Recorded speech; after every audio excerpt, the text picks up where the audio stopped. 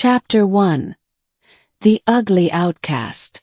In the far reaches of the Andromeda Galaxy, aboard the massive starship Celestial Dominance, the Zorathian Empire ruled with cold efficiency. The Zorathians were a proud, advanced species, tall, shimmering beings with iridescent scales and piercing silver eyes.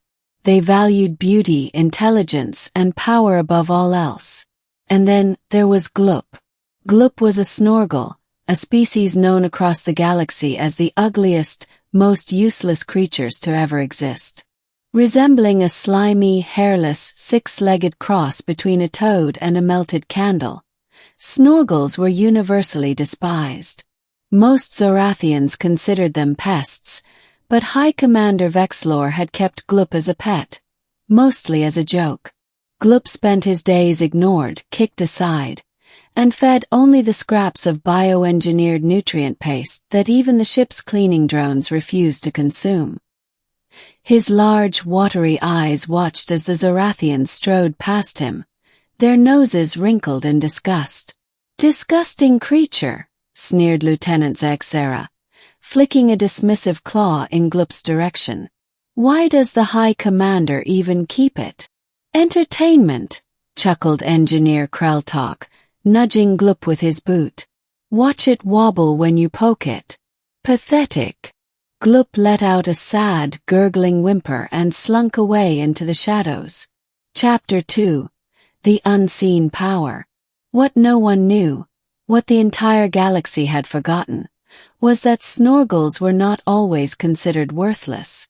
Long ago, before the Zorathians rose to power, the Snorgles were the most feared species in the cosmos.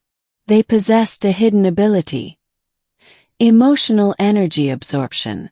A Snorgle could feed on negative emotions, anger, hatred, cruelty, and store that energy. And if pushed to the brink of despair, they could release it all at once. Gloop had endured years of neglect, abuse, and loneliness. Every insult, every kick, every mocking laugh had filled him with an unimaginable reservoir of power. And soon he would unleash it. Chapter 3. The Betrayal. One fateful cycle, the Zorathians discovered a planet rich in Hyperium crystals, the most valuable energy source in the galaxy. The only problem: the planet was inhabited by the Vexmari, a peaceful but fiercely territorial species. High Commander Vexlor made a decision: exterminate them all. Gloop watched in horror as the Zorathians prepared their planet-destroying weapons. His heart, or what passed for one in a Snorgle, ached. He had never known kindness, but he still understood suffering. That night, as the Zorathians celebrated their impending victory, Gloop finally reached his breaking point. Trembling, he let out a low, vibrating hum. The ship's lights flickered. The crew paused, confused. Chapter 4. The Awakening. A pulse of raw, unfiltered energy erupted from Gloop, rippling through the Celestial Dominance like a shockwave. Every Zorathian aboard was flung against the walls, their bodies locked in place by an invisible force. Gloop's form began to shift. His slimy skin hardened into gleaming, obsidian-like armor. His 6 legs elongated into powerful limbs, crackling with energy. His eyes, once sad and drooping, now glowed like supernovas. The Snorgle was gone. In his place stood Gloop the Devourer, the last of the ancient Snorgle titans. High Commander Vexlor gasped. What is this? How can this wretched thing?" Gloop's voice echoed, deep and thunderous. "You made me this." Chapter 5. The Reckoning. With a single thought, Gloop disabled the ship's weapons, saving the Vexmari planet. Then he turned his gaze to the Zorathians. He could have killed them. He could have torn the ship apart. But instead, he did something far worse. He absorbed their pride.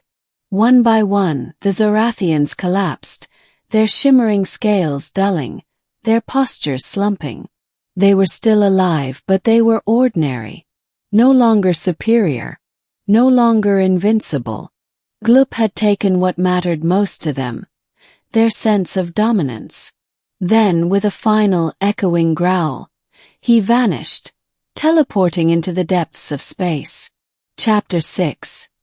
The legend begins. News of the celestial dominance's defeat spread like wildfire. The galaxy was in shock.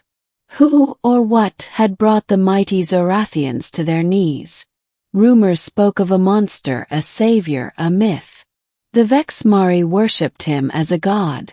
The Zorathians, now humbled, whispered his name in fear. And somewhere in the void between stars, Gloop floated, watching, waiting. He was no longer the ugly, neglected pet. He was something greater. And if the galaxy ever forgot the price of cruelty, he would remind them.